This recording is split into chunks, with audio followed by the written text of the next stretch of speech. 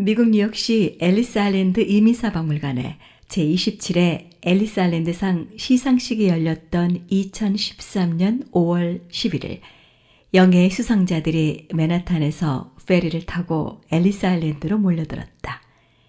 1986년 미 소수민족연대 협의회가 제정한 앨리스 아일랜드 상은 아메리칸 드림을 실현 미국 사회 발전에 기여한 이민자들에게 수여하는 영광스러운 상이다. 지미 카터, 로나ल्드 레이건, 빌 클린턴 등 전 대통령과 힐러리 클린턴 등 미국을 이끈 쟁쟁한 인물들이 이 상을 받았다. 2013년 앨리스 아일랜드 수상자는 미 전역에서 100여 명. 이들 영예의 수상자 대열에 한인 조병창 씨도 끼어 있었다. 장학재단인 조 파운데이션 회장 도곡 조병창. 그는 1973년 단돈 $400를 들고 부인과 함께 미국 이민길에 올랐다. 그리고 강철 공장 노동자로 고달픈 이민 생활을 시작했다. 그로부터 45년의 세월이 흐른 후 조병창은 미국 사회의 지도자로 우뚝 섰다. 그 비결은 무엇일까? 뉴저지주 포트리시의 조용한 주택가에 지붕을 들여온 아담한 주택. 조 회장은 이곳에서 20년째 부인과 함께 살고 있다. 아담하고 조촐한 거실로 들어서면 책꽂이, 사물함 등에 쌓여있는 빛바랜 색상의 카드들이 눈길을 끈다. 지난 30여 년 동안 조 회장으로부터 도움을 받은 수백 명의 어린이들이 보낸 보은의 카드들이다. 어린이와 벗하며 어린이 사랑을 실천한 인생 30여 년. KBTV가 개국기념 특집 시리즈로 제작하는 영상 다큐 아메리칸 드림 20선의 주인공으로 조병창을 선정한 가장 큰 이유는 이들 카드가 전해주는 가슴 뭉클한 사연들 때문이다. 조 회장은 1978년부터 자선단체인 새생명회를 결성, 서울의 홀트 아동복지재단을 드나들며 심장병 수술을 받는 어린이를 뉴욕으로 데려오고 데려다주는 일을 돕기 시작했다. 1992년 3월 한국에서 심장 판막증으로 고생을 겪던 양채린 어린이가 미국 땅을 밟았다. 뉴저지 파라무스 지역 로터리 클럽 후원으로 무료 수술을 받기 위해 뉴욕에 온 것이다. 4살짜리 어린 생명은 호흡곤란으로 가쁜 숨을 몰아쉬고 있었다. 체린이는 롱아일랜드에 있는 종합병원에서 무려 8시간에 걸친 큰 수술을 받았다. 수술은 성공적이었지만 완치 판정을 받기까지는 2, 3개월 동안 뉴욕에 머물러야 했다. 조 회장은 부인과 2딸 현아, 영아와 함께 자신의 집에서 체린이가 건강을 회복할 때까지 보살폈다. 이에 앞서 1991년에 수술을 받은 초등학교 5학년 김왕종 군도 조 회장 집에서 수개월 동안 머물며 건강을 회복했다. 이 시기를 전후해 체린 왕종군 외에도 여러 명의 어린이가 조 회장 집에서 며칠씩 머물며 따뜻한 보살핌을 받았다. 참 체린이가 와서 울기도 많이 울었어요. 그러니까 달랠 수가 없어가지고 같이 울기도 하고 그랬는데 나중에는 정이 들어가지고 엄마 하고 부르고 따라다녔는데 그러다가 어느 날부터는 그냥 엄마도 아니고 미국 엄마가 돼가지고 미국 엄마 하고 불렀어요. 지금은 체린이가 어디 심장에 문제 없이 건강한지 모르겠네. 그리고 나이가 이제 30이 넘었으니까 결혼을 했는지 궁금하기도 합니다. 조 회장의 어린이 사랑은 심장병 어린이 돕기에 그치지 않았다. 1992년부터 한국어린이재단 뉴욕 후원회장을 맡아 불우한 어린이를 돕는 해외 결혼 사업을 펼쳤다. 지난 32년 동안 조 회장의 두 손으로 후원자를 만난 어린이는 무려 300여 명. 그 자신도 매년 10여 명의 결혼 어린이들에게 후원금을 보내고 있다. 그래서 조 회장 집에는 해마다 어린이들이 보낸 보은의 카드가 쌓인다. 이들 다양한 카드에는 가슴 뭉클한 소망, 바램, 감사의 인사가 쓰여져 있다. 조 회장은 어린이들이 전하는 순수하고 해맑은 감사의 글을 읽으면서 삶의 보람을 느낀다. 네, 저는 개인적으로 부루 어린이라고 하는 그 말에 대해서는 참 좀 그렇습니다. 제가 7남매 막내로서 저보고 형이나 오빠나 이렇게 부르는 동생들이 없었으니까 항상 마을 애들, 어린애들하고는 같이 놀기도 하고 그랬는데 그 애들에게 해맑은 그 말이나 또는 표정들은 뭐 거창하게 다음 세대를 갖다가 한다는 그런 걸 떠나서 애들이 천진난만 애들이 어떤 그 가정적으로 본인의 의사와는 전혀 관계없이 불행한 일을 당한다든지 이런 걸 보면은 자연 발생적으로 제가 그런 어린이에 대해서는 애정을 가지기 시작했습니다. 특별한 동기나 계기가 있은 것은 아닙니다. 2007년 12월 조병창은 사재를 털어 장학복지재단인 더 조 파운데이션을 설립 11년째 미래의 한인 꿈나무들에게 장학금을 지급하고 있다. 매년 장학생을 10명 정도 선발해 1인당 $2,000의 장학금을 전달하며 소박한 나눔을 실천하고 있는 것이다. 한인 이민사 1세기, 지난 100여 년 동안 미국으로 이주한 한인들 가운데 부자가 된 사람은 많다. 하지만 고달픈 이민 생활을 하면서 어렵사리 모은 돈을 쪼개 불우한 어린이를 돕고 꿈나무를 키우는 사람은 드물다. 노블레스 오블리주. 이는 사회 지도층의 사회적 책임과 도덕성을 강조하는 말이다. 조병창은 노블레스 오블리주를 실천할 줄 아는 한인사회의 지도자이다. 조 회장의 고향은 경남 합천군 쌍책면 덕봉리, 조노영 배인래 부부 슬하의 5남 2녀 중 막내로 태어났다. 선친은 일제 치하인 1926년부터 무려 15년간 쌍책면장을 지냈다. 조 회장의 어린 시절은 집안이 양조장을 운영할 만큼 경제적으로 여유가 있었다. 그러나 인생은 예측 불허라 했던가. 조 회장이 4살 되던 1943년 선친께서 병환으로 돌아가셨다. 그로부터 5년 사이 큰형과 매형까지 세상을 뜨는 불운이 겹쳤다. 불운이 겹치면서 가세는 기울기 시작했다. 그러나 조 회장의 어머니는 이 같은 시련을 극복하며 가정을 꿋꿋이 이끌었다. 억척같이 일하며 7남매를 모두 고등교육까지 시켰다. 조 회장은 이 같은 어머니를 도우며 학창시절을 보냈다. 소목이 풀을 베고 땔감용 나무를 패기도 했다. 고교 시절에는 공부를 못하는 친구의 집에서 살며 가정교사 노릇을 하기도 했다. 대학 시절에는 중고생을 가르치며 학비를 마련했다. 제가 가장 좋아하는 두 말이 있습니다. 어머니와 고향입니다. 어머니는 저를 낳아주셨고 고향은 저를 길러준 곳입니다. 그래서 어머니와 고향 이 말은 아직도 저를 듣게 되면 항상 가슴이 뭉클하고 진한 그런 감정을 느낍니다. 특히 어머니와 어린 시절의 어떤 그 추억, 어머니 손잡고 시장을 가던 일, 또는 겨울에는 땔감을 위해서 야산의 어머니와 내가 땔감을 구하러 갔던 일, 또는 밭에 나가서 땅콩도 캐기도 하고 감자도 캐기도 하는 그 시절들. 그래서 저는 항상 어머니와 고향을 잊어본 일이 없습니다. 1965년 조 회장은 군복무를 마치고 영남대학에 전신인 대구대학 경상학부를 졸업했다.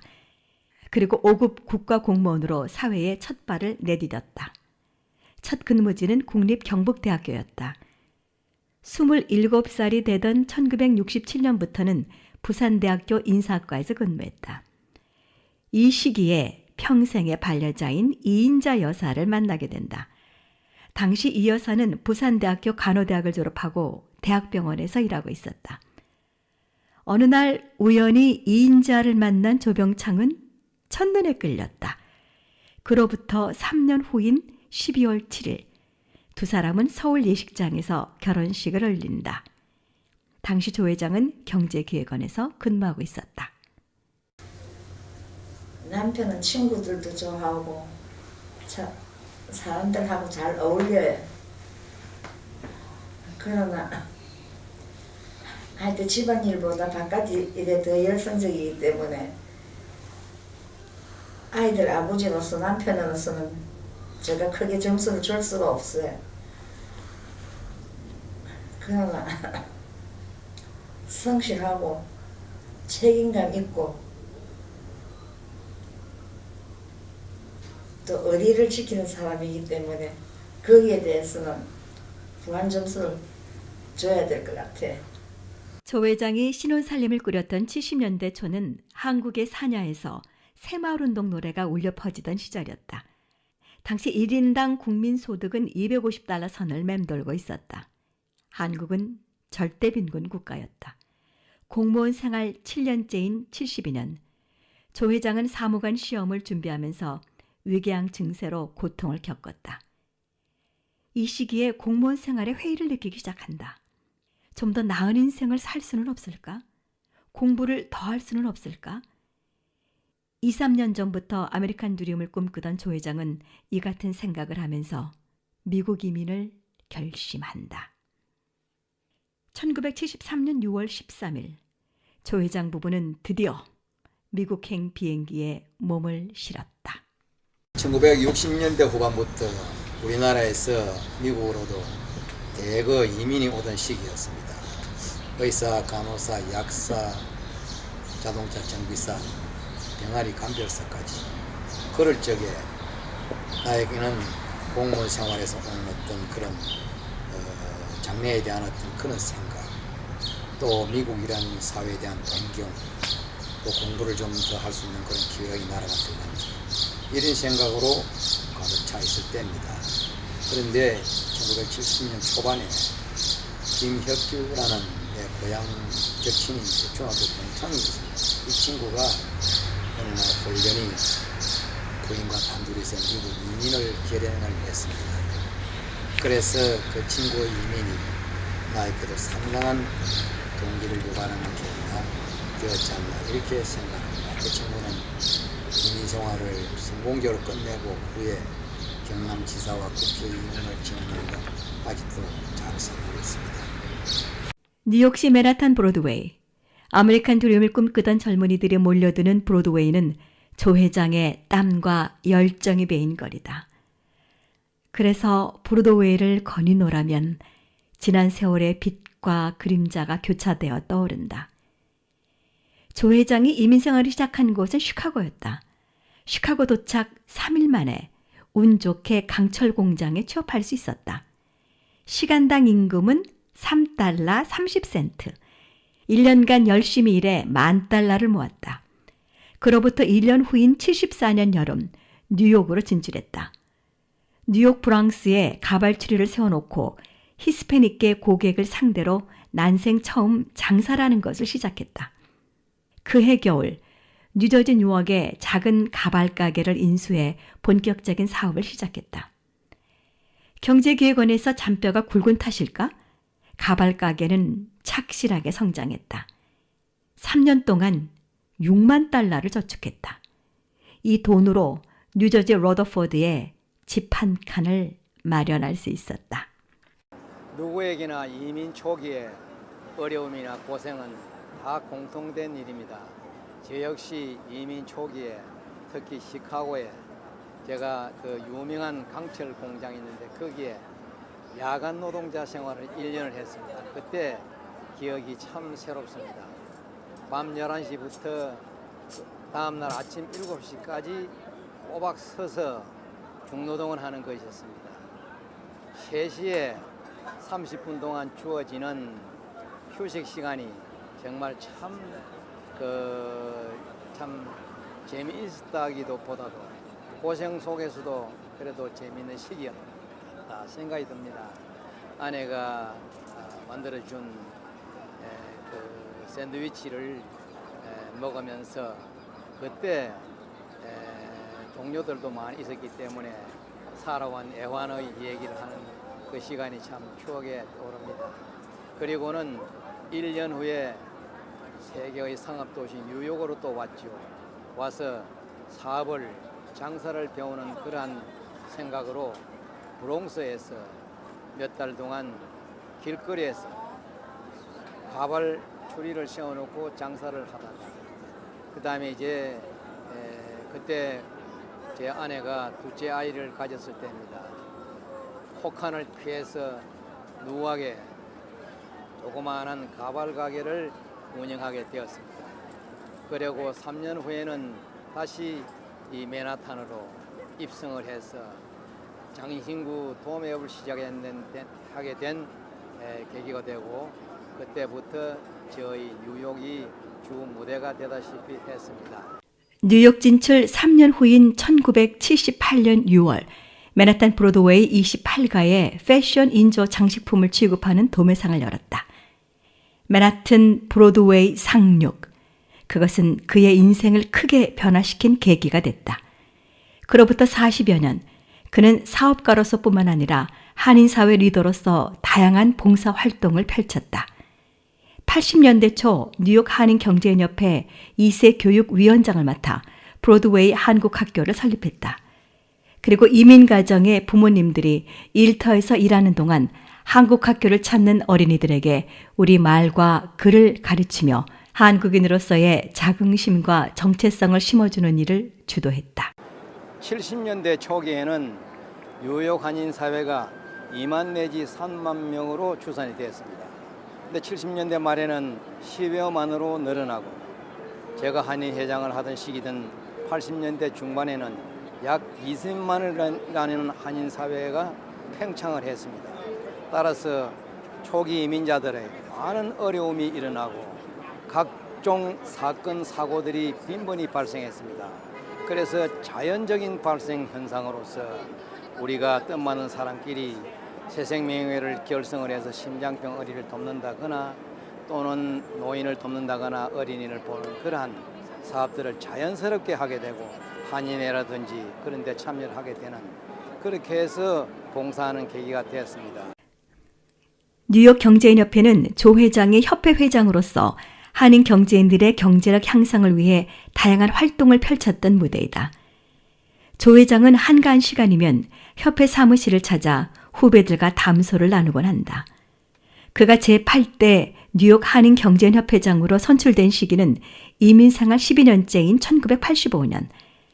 회장 재임 기간 중 그는 모국 구매 사절단 65명을 이끌고 한국을 방문해 1억 1천만 달러의 중소기업 제품을 구매해 한국의 수출 진흥에도 한 몫을 했다.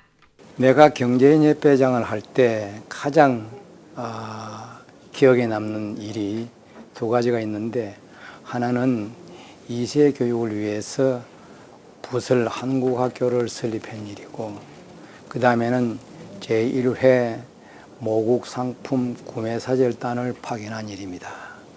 제1회 모국 상품 구매 사절단은 우리 협회가 한국의 수출 진작에 크게 기여를 하고 따라서 우리 협회도 그거로 기여를 해서 더욱 업그레이드 되는 그러한 계기가 되었습니다.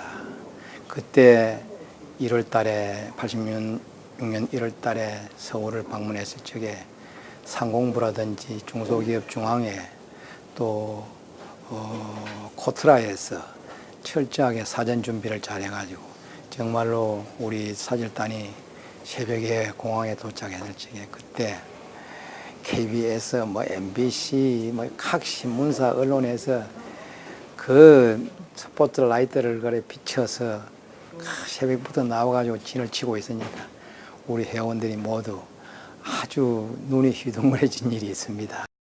맨하탄 24가에 있는 뉴욕 한인회는 조 회장의 영원한 마음의 고향이다. 19대 뉴욕 한인회장 시절의 추억이 어린 곳이기 때문이다. 조 회장은 한인회가 해결해야 할 현안이 있을 때면 한인회 사무실을 방문하곤 한다. 그리고 현 김민선 회장과 만나 스스럼 없는 대화를 나눈다. 선배로서 조언도 아끼지 않는다. 조병창이 제19대 뉴욕 한인회장에 출사표를 던진 것은 1986년. 일하는 한인회, 참여하는 한인회, 힘있는 한인사회 등 3대 캐치프레이즈를 내걸고 선거 전에 출사표를 던졌다. 선거 초기에는 3명의 후보가 경합을 벌였다.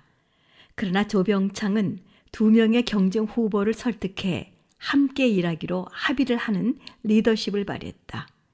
그리고 단일 후보로 무투표 당선 뉴욕 한인사회를 대표하는 수장이 됐다. 한인회장 제임시 역전 사업은 초기 이민자를 돕기 위한 복지 사업이었다.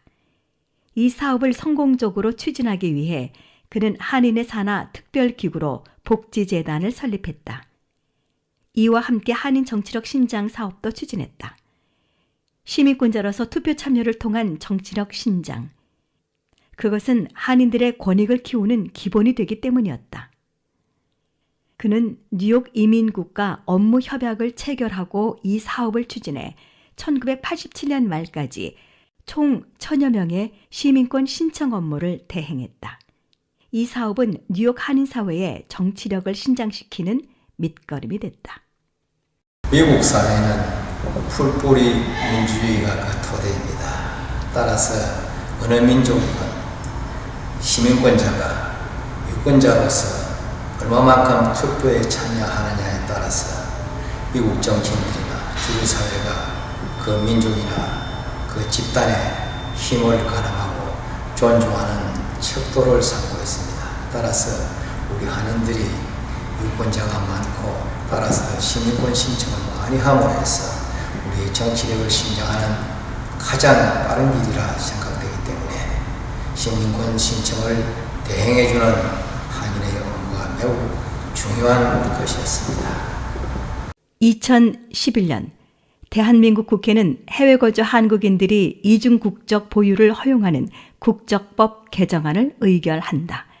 이에 따라 미국 시민권자라 하더라도 만 65세가 되면 한국 국적을 회복, 고국에서 여생을 보낼 수도 있게 됐다. 이 법안의 시행 배경에는 조 회장의 오랜 노력이 숨어 있었다. 하지만 이 같은 사실을 아는 사람은 드물다. 조 회장은 1993년부터 이중 국적 및 해외 민족청 설립 추진위원회를 결성, 한국 정부와 국회를 상대로 본격적인 국적법 개정 운동을 펼쳤다. 당시 국적법 개정을 촉구하기 위해 한 방송국의 톡쇼에서 밝힌 그의 소신을 들어보자. 한 14, 15년 전부터 비단 뉴욕뿐이 아니고 뉴욕이다 또는 LA다, 시카고다 이런 대도시를 중심으로 한 각 한인회에서 각 지역에서 교포를 하고 우리나라하고 이 소위 신분관계 문제, 소위 말하자면 국적 인정 문제라든지 여러 가지 이런 문제를 해서 간헐적으로 또 그런 경우에 소위 그 어떤 지도자들이 또 이곳을 방문한다든지 또는 이쪽에 교포들의 지도자들이 또 서울을 방문하는 기회가 있다든지 할 적에 그럴 적에 지극히 자연스럽게 많은 이 건의라 할까요? 그런 것을 얘기를 해오고 있는 상황입니다, 이게. 그런데 근래에 와서 특히 이제 우리나라에서 세계화를 표방을 하고 또 이 국제적으로도 이 동국 공산권 소련의 붕괴에 대물을 해서 신보수주의, 국수주의, 이 미국만 하더라도 어떤 소수민족 이민자에 대한 어떤 차별 정책을 많이 채택을 한다든지 이런 문제가 오면서 우리나라에서도 또 각 정당에서도 이 문제를 전향적으로 굉장히 긍정적으로 검토하는 그런 시기가 되었습니다. 지금 이제 조 회장은 미 주류 사회와 한인 커뮤니티 간의 친선, 결속을 다지는 데에도 기여했다. 조 회장이 살고 있는 뉴저지주 포트리시 한 공원에는 한국전 참전 용사를 추모하는 기념비가 서 있다. 포트리 한인회가 이 기념비 건립을 추진했던 2004년 2월, 조 회장은 건립기금으로 큰 돈을 내놓았다. 기념비에 새겨진 고액 기부자 명단에는 조 회장 부부의 이름이 새겨져 있다. 내가 이 동네로 이사를 오고 나서 아침 저녁으로 강아지를 데리고 이 주변을 산책을 합니다. 그런데 저기 보면은 월남전 참전 기념비가 서 있습니다. 그래서 6.25 참전 기념비는 왜 없을까?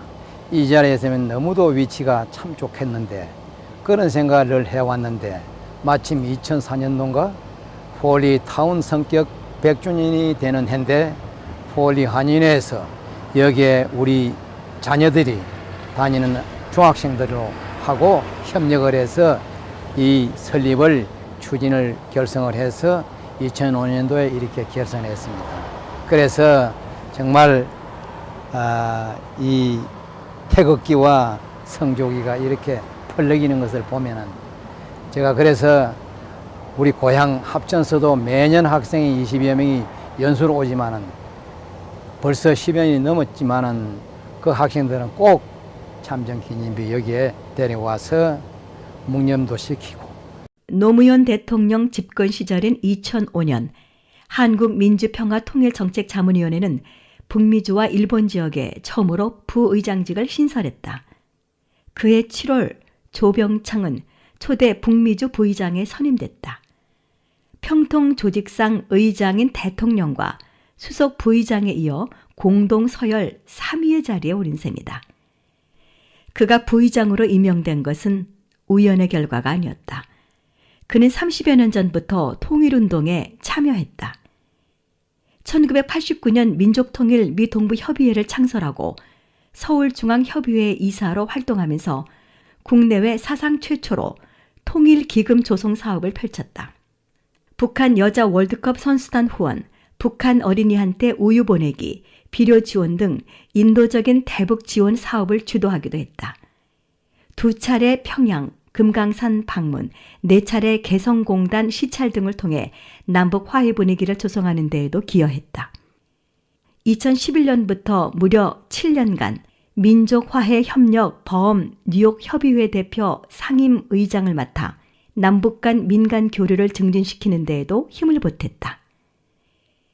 2007년 7월 그는 평통 북미주 부의장에 재선임된다. 만 4년간 북미주를 누비며 평통 활동을 이끈 것이다. 지난해 12월 한국 정부는 조 회장을 국무총리실 산하 재외동포 정책위원회 민간위원으로 위촉했다. 해외동포 정책위원회는 한국 정부의 재외동포 관련 정책을 심의 조정하는 역할을 하고 있다. 재외동포 정책위원회 위원으로서 그는 어떤 포부를 갖고 있을까? 재외동포 정책위원회의 역할은 재외동포 정책을 심의 조정하는 기구입니다. 따라서 세계 각국의 미주정만 하더라도 여러 곳에 한인들이 산지에 살고 있기 때문에 그 지역에 맞는 소위 맞춤형 그러한 정책을 개발하고 수행할 필요가 있다고 생각을 합니다.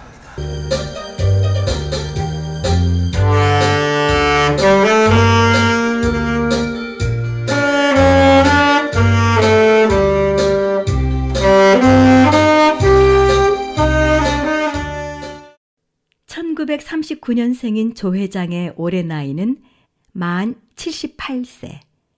희수를 바라보는 연륜이지만 그는 영원한 현역으로 살고 있다. 조 회장은 멋과 여유, 낭만을 아는 사람이다. 그는 70년대 초에 기타와 색스폰을 배우기 시작했다.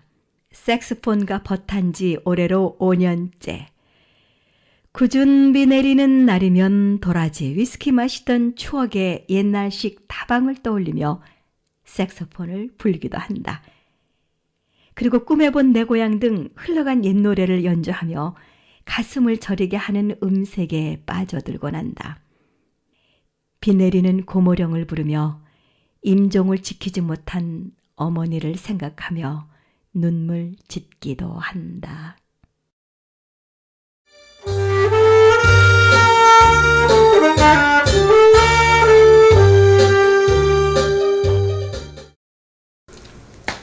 미국에 온 지 만 3년 만에 서울을 갔습니다.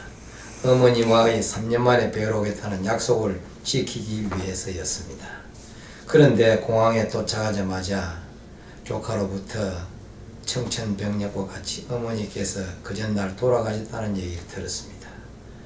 저에게는 정말 6월의 그 하늘이 새카맣게 느껴왔습니다. 그래서 우리 선산의 어머니를 모셔두고 어머님의 임종을 지키지 못한 한이 서린 탓일까? 조 회장은 조상 숭배와 고향 사랑을 평생의 신조로 여기며 살았다. 창녕조 씨 중시조인 송무 할아버지의 23세 손인 그는 19세인 한문 할아버지 밑으로 이곳저곳에 산재해 있던 조상의 묘를 한 곳으로 모시는 일을 추진했다. 윤달이 낀 2017년 드디어 아담한 가족 공원을 조성할 수 있었다. 7세부터 13세까지 잃어버린 조상의 재단비를 세우기도 했다. 창녕조 씨 전국 대종회 부회장직을 맡아 시제를 모실 때면 헌관이 되어 시조 할아버지께 술잔을 올리기도 한다. 조 회장의 애양심은 남다르다. 1983년부터 고향의 도곡 장학회를 설립, 모교인 쌍책 초등학교 후배들에게 장학금을 지급하고 있다. 2005년부터는 졸업생 전원에게 10만 원씩 장학금을 전하고 있다. 농촌 인구 감소로 전교생이 계속 줄어들고 있기 때문이다. 2004년에는 합천군과 자신이 살고 있는 버겐 카운티 간의 자매 결연을, 2008년에는 청소년 교류 협정을 맺게 했다. 이후 매년 여름 20여 명의 합천 고교생들의 미국 연수를 지원하고 있다. 이 같은 청소년 교류는 합천군의 긍지가 되고 있다. 전국에서 이 프로그램을 벤치마킹 할 정도다. 조 회장은 합천군 국제교류 명예대사와 홍보대사로서 고향을 알리는 일도 하고 있다. 조 회장 부부는 슬하에 일남 이녀를 두고 있다. 조 회장의 일군 사업을 물려받아 운영하는 장남 영환 씨는 부인 이호순 씨와의 사이에서 이남을 두고 있다. 큰딸인 프란시스 현 씨는 고교 영어교사로 일하다 이기혁 씨와 결혼, 일남 일녀를 기르는 전업주부가 되었다. 막내딸 모니카 영 씨는 변호사 겸 검사로 활동하고 있다. 막내는 남편 김세영 씨와의 사이에 딸을 두고 있다. 3명의 자녀들 모두 행복한 가정을 꾸리고 있다. 그래서 조 회장은 자식 농사도 잘 지었다는 덕담을 듣기도 한다. 애들을 키우면서 우리말과 글을 익히도록 하려고 노력을 많이 했어요. 어디서는 한국 학교에도 보내고 또 방학 때나 한국으로 데리고 나가고 그는 정성이 덕인지 모르지만 지금 애들이 유창하게 우리말을 하고 있어요. 어디는 한국에서 온 애들하고도 보면은 차이가 안 날 정도로 유창하게 잘하고 있어요. 그리고 우리 손주들도 지금 한국말을 제가 가르치는 건 아니고 애미들이 가르치지만은 잘하고 있어요. 한국 학교도 보내고 저 밑에 방에 가면은 애들이 할머니 생일날 쓴 카드, 우리말로 쓴 카드들이 있어요. 우리말로 할머니 생일 축하해요, 할머니 생신 축하합니다 하면서. 도전과 시련, 그리고 성취 일생 79년. 봉사와 희생으로 점철된 조병창의 삶은 한편의 드라마다. 일생 동안 그가 맡았던 크고 작은 봉사단체 직책은 무려 20여 개. 그는 이들 직책을 맡아 한인사회의 경제발전을 위해, 권익신장을 위해, 한미 간 교류 확대를 위해 뛰었다. 조국의 평화 통일을 돕기 위해 8차례나 남북을 오갔으며 한인 꿈나무를 키우기 위해 적지 않은 돈을 희사했다. 그렇다고 조 회장이 경제적으로 풍족한 삶을 살고 있는 것은 아니다. 그는 일선 은퇴 후 부인과 함께 살기 위해 마련한 노후 자금을 쪼개 장학금으로 쓰고 이웃을 돕고 있다. 그의 나눔과 베품의 삶이 더욱 돋보이는 것은 바로 이 같은 이유 때문이다. 미주 한인사회에서 이같이 다양한 봉사활동을 펼치며 나누고 베푸는 삶을 사는 사람은 찾기 어렵다. 조 회장은 이 같은 삶의 이력으로 대한민국 정부가 수여하는 목련장과 동백장 등 국민 훈장을 2차례나 받았다. 미국에서는 이민자로서 최고의 영예인 엘리스 아일랜드 상까지 받았다. 여생의 소망은 무엇일까? 소망이라 합니다. 자녀들이 잘 성장하고 손자 손녀들도 잘 자라기를 바라고, 그리고 공적으로는 평생제가 추구해온 가치, 민족의 통일과 분야, 한반도의 평화 정착, 이런 것에 제가 기여를 할 기회가 있답니다. 그런데 기여하고 싶어도 마지막으로 이제 제가 여기서 성립한 장학 복지재단 저 파운데이션에 우리가 튼튼히 내리치기를 바라는 일을 하겠습니다. 지난 2008년 노인을 위한 나라는 없다라는 제목의 영화가 흥행몰이를 했었다. 아카데미 작품상을 휩쓸며 화제를 부렸다. 과연 노인을 위한 나라는 없는 것일까? 이 같은 질문에 조병창은 아니요! 라고 외치는 것 같다. 나이를 잊고 사는 영원한 현역 조병창. 그는 장학재단 조 파운데이션의 회장으로서 오늘도 나누고 베푸는 삶을 살고 있다. 민족의 화해와 협력, 통일을 이루는 데 기여하기 위해 황혼의 열정을 불사르며 묵묵히 마이 웨이를 달리고 있다.